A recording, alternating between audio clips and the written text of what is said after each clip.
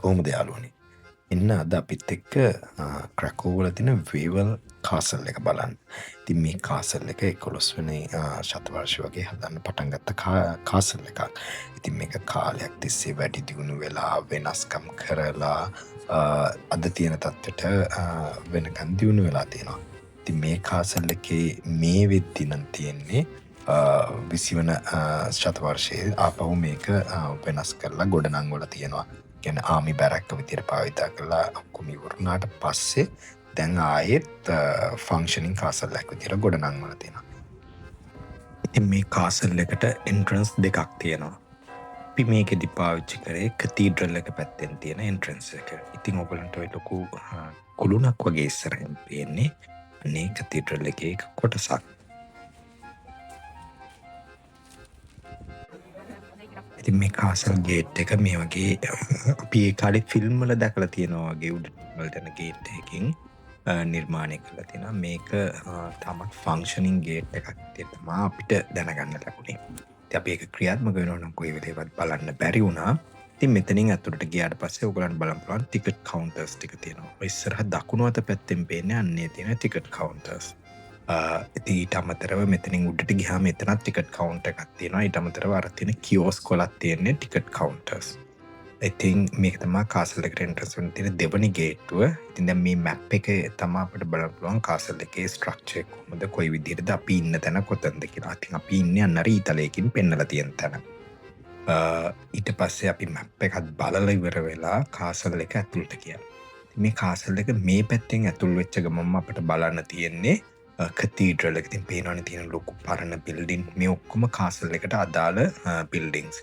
ඉතින් අතර චූටි රෙනොවේෂන් එකකුත් යනවා එහා පැත්තේ. ඒ ටික තමයි ඔය කවර් කරලා තියෙන්නේ. ඉතින් ඔන්න ඔය පේන්නේ උගලන්ට වෙවල් කාසල් එක ඇතුලේ තියෙන කතීඩ්‍රල් එක. මම කිව්වේ අර ඔරලෝසු කරනවා අපිට කලින් පෙන්න කතීඩ්‍රල් එකේ කොටසක් කියලා. ඉතින් මේ කතීඩ්‍රල් එක හරිම ලස්සන කතීඩ්‍රල් එකක්. මේක ලස්සන නිර්මාණ තියෙනවා. ඉතින් ගොඩක් ක්‍රිස්තියානි ආගමට අදාළව තියෙන නිර්මාණ සහ ඒ වගේ වෙනම වයිප් එකක් තියෙන විදිහට නිර්මාණය කරපු විශාල කතීඩ්‍රල් එකක්. මම කලිනුත් කිව්වා වගේ දැන් අපිත් එක්ක ඒ කතීඩ්‍රල් එක ඇතුළට බලන්න කොහොමද කියලා.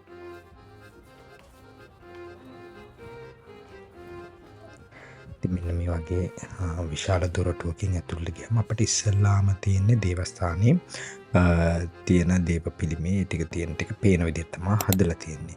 උගලන්ට පේනවා මේ ලස්සනට රන්නාලේපිත පිළිම, ඊට පස්සේ පුරාම චිත්‍ර වලින් ලස්සනට වර්ණවත් කරලා තියෙනවා. ලස්සන චිත්‍ර තියෙනවා. ඒ වගේම ගොම හයි සීලිං එකක් තමයි මේ දේවස්ථානේ තියෙන්නේ. ඉතින් මේ හැම තැනම චූටි චූටි බංකු තියලා තියෙනවා බැතිමතුන්ට ඉඳගෙන යාඥා කරන්න පුළුවන් වෙන්න.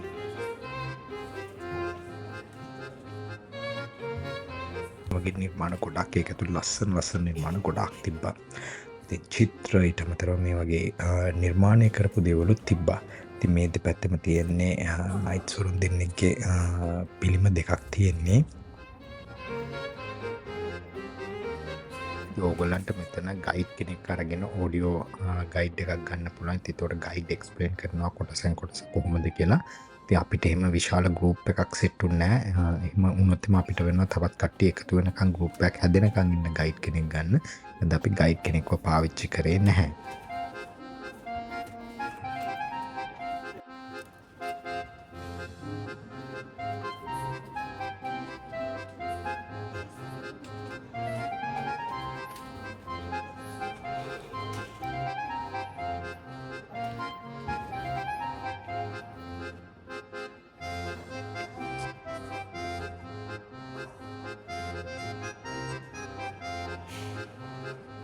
ඉතින් අපිට හැම වෙලේම මේ වගේ තැනකට ආපුවම අපිට දැනෙන දේ තමයි ලංකාවේ මේ වගේ සහ මීට වඩා ලස්සන කොච්චර නිර්මාණ තියෙනවද. අපි එවෙන් කීයෙන් කීයටද හරියට ප්‍රයෝජනය ගන්නේ. හරියකට භාවිතා කරන්නේ. ඒකට මුදල් උපයන විදි ක්‍රමවේදයකට හරියට පරිහරණය කරලා මේන්ටේන් කරලා තියාගන්නේ. ඉතින් යුරෝපයේ මෙහෙම ඇවිදිද්දී අපිට තේරිච්ච දේ තමයි මීට වඩා ප්‍රෞඩ ඉතිහාසයක් අපිට තියෙනවා. මීට වඩා ලස්සන කලා නිර්මාණ, මීට වඩා ලස්සන නිර්මාණ ගොඩක් දේවල් තියෙනවා. ඒ කිසිම දෙයකින් අපි හරියට ප්‍රයෝජනයක් ගන්න නැහැ කියලා.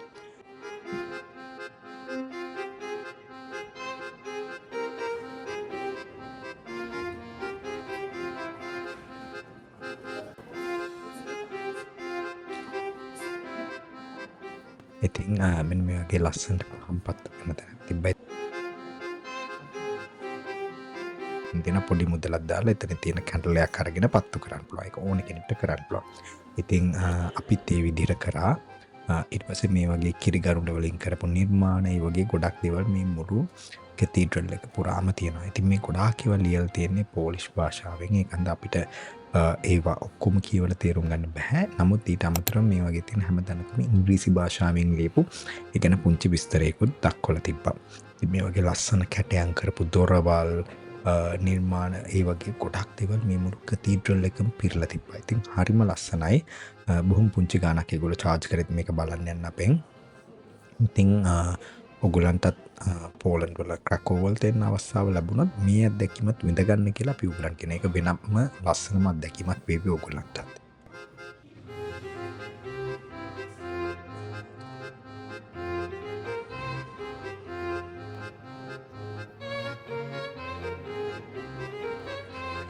ඊට පස්සේ අපි කතීඩ්‍රල් එකෙන් එළියට ඇවිල්ලා කාසල් එක තිබ්බ ඒ භූමියේ පොඩ්ඩක් ඇවිත්තවට ඉතින් මේ කාසල් එක තියෙන වේවල් හිල් කියලා කන්දක් මුදුනේ. මේක කන්දක් මුදුනේ තියෙන හන්දා කාසල් එකේ භූමියේ කොයි පැත්තට ගියත් ඕගොල්ලන්ට වටේම බලන්න පුළුවන්. ඒක හරිම ලස්සන ලොකේෂන් එකක්. එක පැත්තකින් ගඟ පේන විදිහටත් අනිත් පැත්තෙන් බලද්දී වටේටම එන සතුරු ආක්‍රමණ ඉක්මනට දැක ගන්න පුළුවන් වෙන විදිහට තමයි මේ කාසල් එක හදලා තියෙන්නේ. ඉතින් ඒක අපිට බලත් තේරෙනවා ලංකාවේ ඉස්සර රාජධානි තිබ්බ විදිය ගැන කතා කරද්දි මේක ගැන හොඳ අයිඩියා එකක් ගන්න පුළුවන්. ඉතින් ඒ විදිහට වටෙන් එන සතුරු ආක්‍රමණ බලා ගන්න පුළුවන් වෙන්න කන්දක් මුදුනේ පිහිටලා තිබ්බ තැනක් තමයි මේ කාසල් එක. ඉතින් හරිම ලස්සන වීව් එකක් තියෙන මේ කාසල් ග්‍රවුන්ඩ් එකේ කොයි පැත්තට ගියත්.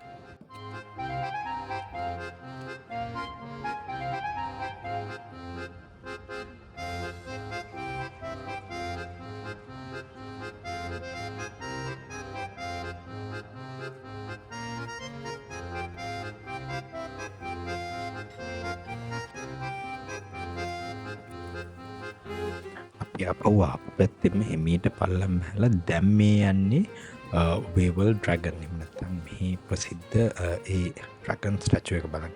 ඉතින් මම ඔයගලන්ට කලින් පාර අපේ වීඩියෝ එකෙන් ගෙනාවා මේ වේවල් ඩ්‍රැගන්ගේ ස්ටෝරි එක මොකක්ද කියලා.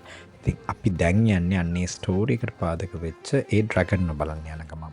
ඉතින් යද්දී මේ ගඟේ ඔයගලන්ට ලස්සන බෝට් රයිඩ් එකක් යන්න පුළුවන්. ඉතින් මේ වගේ බෝට් එක නැගලා වෙලාව තියෙනවා රිලැක්ස් එකේ මුළු ගඟ දිගේ ක්‍රැකෝ සිටි එක බලාගෙන යන්න පුළුවන්. ඒකත් හරිම ලස්සන අත්දැකීමක්. ඔයගොල්ලන්ට වෙලාව තියෙනවා නම් ඒ ගමනත් යන්න කියලා අපි ඔයගොල්ලන්ට ආරාධනා කරනවා. ඉතින් ඔන්න අපි ආයෙත් අන්නේ කියන ප්‍රසිද්ධ වේවල් ඩ්‍රැගන් බලන්න. ඉතින් මේකේ කතාව කලින් වීඩියෝ එකේ අපි ගෙනාපුවන්ද මම ආයෙත් ඒක එක්ස්ප්ලেইন කරන්නේ නැහැ. අදට එහෙනම් අපි ගිහින් එන්න. අලුත් වීඩියෝ එකකින් ආයෙත් හම්බ වෙමු.